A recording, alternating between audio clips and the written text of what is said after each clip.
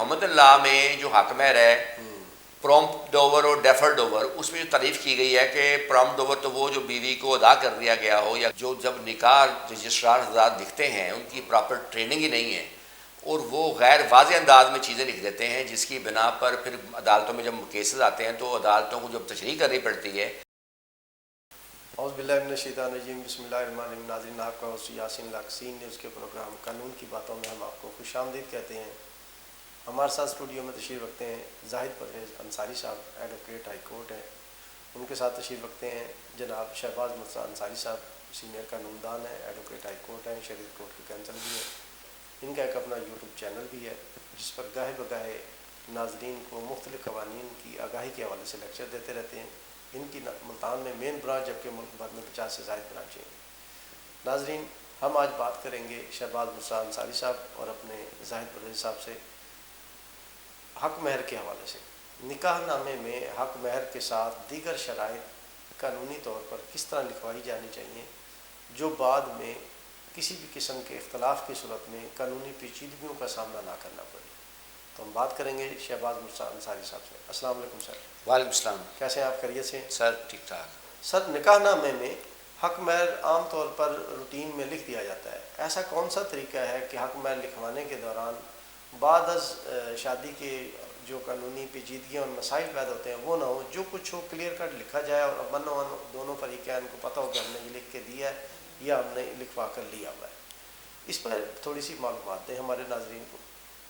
شکریہ سر۔ اصل میں یہ جو نکاح نامہ ہے اس کو اگر آپ بغور دیکھیں جی تو کالم نمبر 1 سے لے کر 12 تک اس میں صرف فریقین کے نام ہوتے ہیں، گواہوں کے نام ہوتے ہیں، ان کی ایج ہوتی ہے، نکاح کی تاریخ ہوتی ہے۔ خان نمبر جو 13 ہے وہ ہے کہ حق مہر کی رقم۔ اکثر اب مسائل یہ آتے ہیں جو میرے پاس کیسز آتے ہیں نا، اس میں یہ ہوتا ہے کہ جو جب نکاح رجسٹرار حضرات لکھتے ہیں ان کی پراپر ٹریننگ ہی نہیں ہے اور وہ غیر واضح انداز میں چیزیں لکھ دیتے ہیں، جس کی بنا پر پھر عدالتوں میں جب کیسز آتے ہیں تو عدالتوں کو جب تشریح کرنی پڑتی ہے اس میں بعض دفعہ دلہے کا نقصان ہو جاتا ہے، بعض دفعہ دلہن کا نقصان ہو جاتا ہے۔ تو اگر بنیاد ہی درست کر لی جائے تو پھر فیوچر میں کوئی مسئلہ نہیں بنتا۔ محمد اللہ کے سیکشن 290 ہے، اس میں حق مہر کی بنیادی طور پر 2 قسمیں بیان کی گئی ہیں، ایک ہے پرومپٹ ڈوور، ایک ہے ڈیفر ڈوور۔ پرومپٹ کو ہم کہتے ہیں اردو میں اگر کریں گے، عربی میں کہیں گے تو معجل، میم عین جیم لام، اور جو ڈیفر ڈوور ہے اس کو کہا جائے گا مبجل، میم واو جیم لام، اسے معجل۔ یہ معجل کو غیر معجل بھی کہتے ہیں؟ وہ بھی کہتے ہیں، لیکن غیر معجل انفیکٹ کوئی ورڈ نہیں ہے، لیکن یہ اس کو لکھ دیتے ہیں معجل جو ہوتا ہے، موجل کو وہ غیر معجل بعض لکھ دیتے ہیں، لیکن اصل لفظ موجل ہی ہے۔ غیر معجل انفیکٹ کوئی ورڈ نہیں ہے، لیکن یہ نکاح رجسٹرار حضرات موجل کو ہی غیر موجل لکھ دیتے ہیں۔ آپ کی بات درست ہے، رف پریکٹس ہے جی۔ تو اب مسئلہ یہ آتا ہے کہ جو محمد اللہ میں جو حق مہر ہے پرومپٹ ڈوور اور ڈیفر ڈوور، اس میں جو تعریف کی گئی ہے کہ پرومپٹ ڈوور تو وہ جو بیوی کو ادا کر دیا گیا ہو یا نکاح کے وقت، تو ڈیفر ڈوور وہ ہے جو بیوی 2 صورتوں میں لے سکتی ہے، یا شوہر کی ڈیتھ ہو اور یا شوہر جو ہے بیوی کو طلاق دے دے۔ لیکن میں نے پہلے ایک لیکچر میں ذکر کیا ہے سپریم کورٹ ججمنٹ کا، کہ جس میں انہوں نے اب قرار دیا ہے کہ ڈوور آن ڈیمانڈ تصور ہوگا اور بیوی لے سکتی ہے جو ڈیفر ڈوور بھی ہوگا۔ اچھا، اب معجل کی بھی 2 تعریفیں ملتی ہیں، ایک وہ کہ جو ادا کر دیا گیا، ایک وہ جو نکاح کے وقت ادا کرنا ہے ابھی۔ تو لہٰذا میں یہ سمجھتا ہوں کہ معجل اور موجل کی تعریف میں پڑھنے کی بجائے بہتر ہوگا کہ چیزیں زیادہ واضح کر دی جائیں۔ ایک تو خان نمبر 13 میں حق مہر پہلے ہوتا ہے، حق مہر کی قسم میں کون کون سا ہوتا ہے؟ رقم ہوتی ہے، زیور ہوتا ہے عام طور پہ، اور جداد ہوتی ہے۔ عام طور پہ یہ 3 قسمیں حق مہر کی ہوتی ہیں۔ تو پہلے تو خان نمبر 13 میں تینوں کو واضح انداز میں لکھ دیا جائے، اتنی رقم حق مہر، اتنا طلائی زیور حق مہر، فلاں پراپرٹی اتنے مرلے کی فلاں جگہ واقع، وہ حق مہر کے طور پہ لکھی گئی۔ اچھا، پھر اگر آپ ادا شد، اگر آپ معجل لکھ رہے ہیں 5 تولے طلائی زیورات معجل، تو بریکٹ میں ادا شد لکھیں تاکہ کل کو معجل کی تعریف میں مسائل نہ پیش آ جائیں۔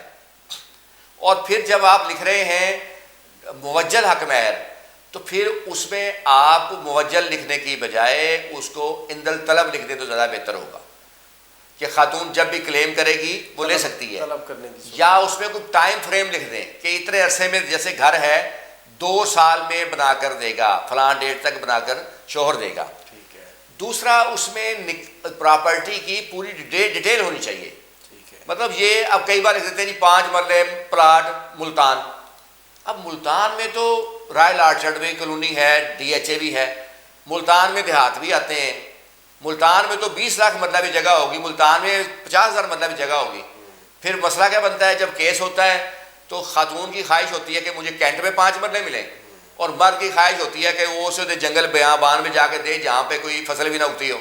تو یہ اس لیے چیز واضح ہونی چاہیے کہ 5 مرلے اگر کوئی 10 مرلے یا 1 کنال لکھ کے دے رہے ہیں تو کس جگہ پہ، اور وہ کس کے نام ہے پراپرٹی، یا نہیں بھی نام ہے تو وہ آپ ایگزیکٹ لکھیں کہ فلاں کالونی میں اتنے مرلے کا پلاٹ شوہر لے کر دے گا۔ وضاحت ضروری ہے۔ دوسرا یہ ہے کہ اکثر ہمارے جو جنوبی پنجاب ہے نا، یہاں سرائکی فیملیز میں روایت ہے کہ یہ حق مہر میں زیورات اور پراپرٹی لازمی لکھواتے ہیں۔ اچھا، اکثر لڑکے کی جب شادی ہوتی ہے تو اس کی ایج 20 سے 25 سال کے درمیان ہوتی ہے۔ اس ایج میں نہ تو اکثر ان کی جاب کوئی ہوتی ہے، نہ کوئی بزنس میں انہوں نے کوئی کامیابی حاصل کی ہوتی ہے، تو اکثر لوگوں کے ساتھ یہی ہوتا ہے، تو پھر اس کے نام پراپرٹی بھی کوئی نہیں ہوتی۔ تو اکثر یہ ہوتا ہے کہ لڑکے کی ماں یا باپ وہ بہو کو لڑکے کے وراثتی حصے میں سے جدا لکھ کے دے دیتے ہیں، یا کوئی اور جدا جس کے وہ مالک ہو وہ لکھ کے دے دیتے ہیں۔ اس صورت میں یہ ضروری ہے کہ آپ لڑکے کی والدہ یا والد کو بطور گواہ نکاح نامے میں رکھیں، بطور وکیل نکاح نامے میں رکھ لیں لڑکے کے۔ والدہ کو اس صورت میں رکھیں جب والدہ نے پراپرٹی دی ہو، ورنہ والدہ کو رکھنے کی ضرورت نہیں ہے۔ والد کو آپ لازمی رکھیں اس نکاح نامے میں گواہ کے طور پہ، خاص طور پہ اس وقت جب پراپرٹی والد کے نام ہو جو اس نے لکھ کے دی ہو۔ نہ صرف گواہ کے طور پہ رکھیں بلکہ جہاں پر وہ پراپرٹی لکھی جائے گی اس میں وضاحت آنی چاہیے کہ یہ پراپرٹی دلہا کے والد کے نام ہے، دلہا کا والد جو ہے اپنی بہو کو اپنے بیٹے کی طرف سے حق مہر کے طور پہ لکھ کے دے رہا ہے، اور وہاں اس کے ایکسٹرا سائن کروائے جائیں، انگوٹھا لگوایا جائے تاکہ کل کو یہ ایشو نہ ہو۔ دوسری بات، جب یہ تحریر لکھی جائے تو مستقبل میں مسائل سے بچنے کے لیے بہتر ہے کہ ایک ویڈیو بنا لی جائے جب دلہا دستخط کر رہا ہے، جب دلہن دستخط کر رہی ہے، اس سے دونوں کو فائدہ ہو سکتا ہے۔ کل کو دلہا یہ کہہ سکتا ہے کہ یہ تو جناب حق مہر طے نہیں پایا تھا، جعل سازی سے لکھا گیا، یا کل کو دلہن بھی نہیں یہ کہہ سکتی کہ وہ جعل سازی سے کوئی چیز لکھوا لے اور بعد میں وہ کہے کہ جناب یہ لکھا گیا تھا جبکہ وہ انفیکٹ نہ لکھا گیا ہو۔ تو اس لیے جب لکھا جا رہا ہو تاکہ کوئی بھی ایک دوسرے سے فراڈ نہ کر سکے، سگنیچر کرتے وقت ویڈیو بنا لی جائے۔ اس ویڈیو میں نہ صرف سگنیچر ہو، نکاح نامہ پورا فوکس ہو اس میں، اور لڑکی یا لڑکے کا چہرہ بھی فوکس ہو، تاکہ یہ فیوچر میں یہ ان مسائل سے یہ لوگ جو ہے وہ بچ سکیں۔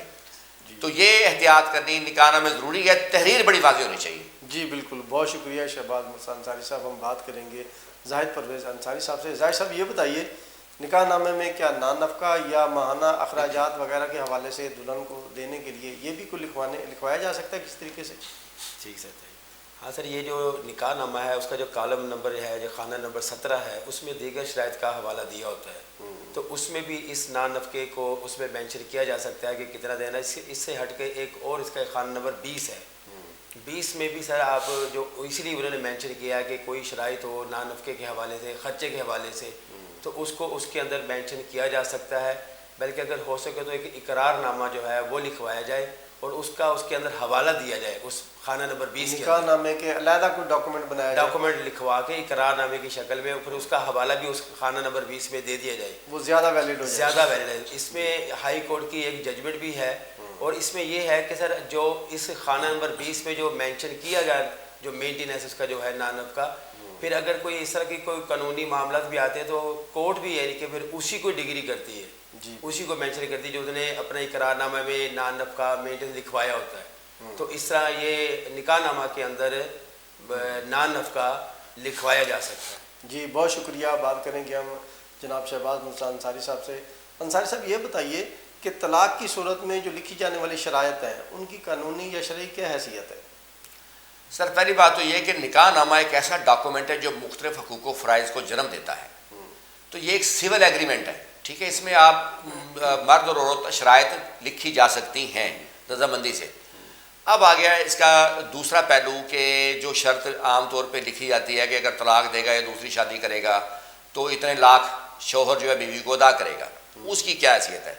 اچھا یہاں میں ایک انٹرسٹنگ بات بلکہ بتانا چاہوں گا کہ جب خاتون جو ہوتی ہے نا وہ بہت بڑی غلطی کر رہی ہوتی ہے نکاح کے وقت، وہ کیا کر رہی ہوتی ہے، اس کے گھر والے بہت بڑی غلطی کر رہے ہوتے ہیں، ان کا فوکس، خاتون ڈر رہی ہوتی ہے کہ میرا شوہر مجھے طلاق نہ دے دے یا دوسری شادی نہ کرے، تو وہ حق مہر تو لکھوا لے گی 50,000، شرط لکھوا لے گی 10 لاکھ، لیکن یہ کیوں کہ وہ ڈر رہی ہوتی ہے کہ جی اتنی بڑی شرط ہوگی تو یہ مجھے طلاق نہیں دے گا شاید، یا دوسری شادی نہیں کرے گا، لیکن بہت بڑی غلطی کر رہی ہوتی ہے۔ اس کی وجہ یہ ہے کہ اصل جو چیز ہے وہ حق مہر ہی ہے۔ ہمیشہ حق مہر زیادہ لکھوائیں، کیونکہ کورٹس حق مہر دلواتی ہیں، حق مہر قرض کی طرح ہوتا ہے۔ شرائط کے بارے میں کچھ عدالتی فیصلہ جات موجود ہیں کہ یہ جو شرط لکھی جاتی ہے یہ خلاف شریعت ہے، کیونکہ طلاق دینا بھی جو ہے شریعت نے اجازت دی ہے مرد کو طلاق دینے کی، قرآن پاک میں طلاق کا باقاعدہ ذکر ہے۔ تو پھر کچھ اعلیٰ عدالتوں نے قرار دیا ہے کہ جس چیز کی اجازت شریعت نے دی ہے اس پر جرمانہ کیسے لگ سکتا ہے، یہ جرمانہ کیسے عائد کیا جا سکتا ہے۔ گو کہ دوسری کیسہ بھی موجود ہے جس میں ڈگری بھی کیا گیا ہے، لیکن زیادہ ججمنٹس اس پہ ہیں۔ اسی طرح 4 شادیوں کی اجازت محمد اللہ میں ہے کہ ایک مسلم مرد 4 شادیاں کر سکتا ہے، لیکن خاتون ایک نفسیاتی مسئلہ چونکہ اس کے ساتھ ہوتا ہے کہ وہ خوف ڈر رہی ہوتی ہے کہ میرا شوہر طلاق نہ دے، دوسری شادی نہ کرے، وہ ادھر میکسیمم لکھوانے چلی جاتی ہے جس کا وہ نقصان اٹھاتی ہے۔ شرط بے شک نہ لکھوائیں، حق مہر 10 لاکھ لکھوائیں، حق مہر 1 کروڑ لکھوائیں۔ شریعت زیادہ سے زیادہ حق مہر کی اجازت دیتی ہے۔ حضرت عمر رضی اللہ عنہ کے دور کا ایک مشہور واقعہ بھی ہے جس پر آپ نے حق مہر کے بارے میں فرما رہے تھے کہ حق مہر زیادہ نہ ہو، تو ایک خاتون جو ہے کھڑی ہو گئی تو اس نے کہا کہ اے عمر رضی اللہ عنہ کے اسلام شریعت ہمیں زیادہ حق مہر کی اجازت دیتا ہے اور آپ اس کو کم لکھوا رہے ہیں، تو آپ نے فرمایا کہ بے شک کوئی بھی دوسرا شخص جو ہے مجھ سے زیادہ بہتر علم رکھتا ہے۔ تو یہ ایک واقعہ بھی موجود ہے۔ تو حق مہر آپ چاہے جتنا بھی زیادہ لکھوائیں شریعت اجازت دیتی ہے، لیکن مسئلہ یہ ہے کہ یہ جو شرط کی طرف جو ہے نا وہ نہ بھی لکھوائیں، یہ لکھوانے میں حرج نہیں ہے، لیکن بنیادی فوکس جو ہے وہ آپ کا حق مہر پہ ہونا چاہیے۔ میں آپ کو ایک چھوٹا سا واقعہ بھی بتا دوں۔ میرے ساتھ میں ایک کیس آیا تھا، اس میں 1 کنال کی کوٹھی لکھی گئی تھی وابلا ٹاؤن ملتان کی حق مہر کے طور پہ۔ جب میاں بیوی کا ڈسپیوٹ ہوا تو خاتون نے شوہر سے کہا کہ آپ نا میں یہ کوٹھی چھوڑنے کو تیار ہوں، آپ مجھے تحفظ چاہیے، مجھے لکھ کر دیں کہ آپ مجھے طلاق نہیں دیں گے، اور مجھے اگر طلاق دیں گے تو 20 لاکھ ادا کریں گے۔ تو شوہر کو اور کیا چاہیے تھا، اقرار نامہ لکھا گیا، اس نے حق مہر سے کہہ دیا، چھوڑ دیا کہ میں ختم کرتی ہوں، اور 20 لاکھ جو ہے وہ اس نے لکھوا لیا کہ طلاق دے گا تو 20 لاکھ دے گا۔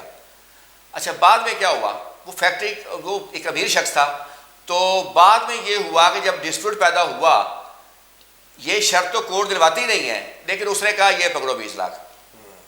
وہ 1 کنال کی کوٹھی سے محروم ہوئی جو کہ شاید 2 کروڑ سے بھی زیادہ کی ہوتی، لیکن اپنی اسی غلطی کی بنا پہ جو اس کی نفسیات تھی کہ شوہر طلاق نہ دے، اس ڈر سے بچنے کے لیے اس نے شرط لکھوا لی، حق مہر ختم کر دیا، جس کے نتیجے میں یہ ہوا۔ پھر جی بہت شکریہ۔ یہ جو عام طور پر ہم نکاح نامے میں طلاق کی صورت میں کنڈیشن لکھواتے ہیں، وہاں جو نکاح خواہ ہے وہ اس کنڈیشن پہ ایک اعتراض لگاتے ہیں کہ آپ 5 لاکھ یا 10 لاکھ کی لمٹ میں لکھوائیں گے، اتنی لمٹ تک تو کوئی فیس نہیں ہے، اس سے زیادہ کا فگر لکھوائیں گے تو اس کی پر لاکھ یا اتنی پرسنٹیج اس کی فگر ہے۔ کیا یہ بات درست ہے؟ نہیں، میرے علم میں ایسی کوئی بات نہیں ہے کہ جو حق مہر لکھوانے میں اس کی کوئی، ان کے حق مہر کی رجسٹریشن کی اپنی کوئی فیس ہے، وہ فیس جو ہے جو بھی ہو قانون کے مطابق وہ انہوں نے ادا کرنی ہوتی ہے۔ باقی فگر کا تعلق جو ہے وہ نہیں ہے، نہ ہی کورٹ میں کیس کرنے میں اس پہ کوئی کورٹ فیس لگتی ہے۔ فیملی کیسز پہ 15 روپے کی کورٹ فیس لگتی ہے اور کوئی اس پر کورٹ فیس نہیں ہے، چاہے حق مہر آپ 10 کروڑ کا لکھوا لیں چاہے 10 لاکھ کا لکھوا لیں، تو میری نظر میں ایسی کوئی بات نہیں ہے۔ یعنی کہ حق مہر یا طلاق کی صورت میں کنڈیشن میں لکھوائی جانے والی جائیداد یا مالیت اماؤنٹ، اس پر کوئی قانونی ایکسٹرا فیس نہیں ہے، وہی فیس ہے جو نکاح رجسٹریشن کی ہے۔ بالکل ایسے ہی ہے۔ جی بہت شکریہ ناظرین، آپ نے شہباز مرزا انصاری صاحب سے نکاح نامے میں لکھی جانے والی حق مہر اور دیگر شرائط کے حوالے سے بڑی تفصیل سے معلومات حاصل کی۔ اس کے ساتھ ہی آج کے پروگرام کا وقت ختم ہوتا ہے۔ نیکسٹ پروگرام ہم شہباز مرزا انصاری صاحب سے پروگرام قانون کی باتوں میں وکلا کے مابین آنے والے مختلف دلچسپ واقعات کے حوالے سے آپ کو آگاہ کریں گے، ایک پروگرام بھی کریں گے۔ نیکسٹ پروگرام تک کے لیے میں آپ سے اجازت چاہیں گے۔ پاکستان زندہ باد۔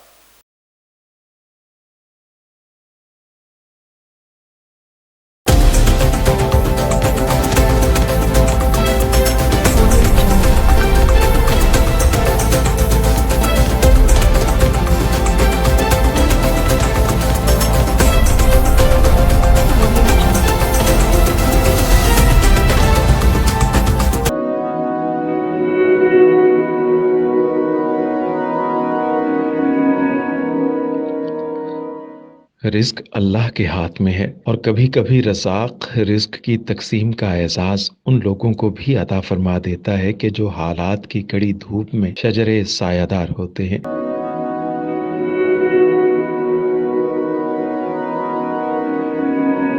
ملتان میں سلطان فاؤنڈیشن کی جانب سے مختلف مقامات پر سینکڑوں افراد کے لیے سلطان دسترخوان سجایا جاتا ہے۔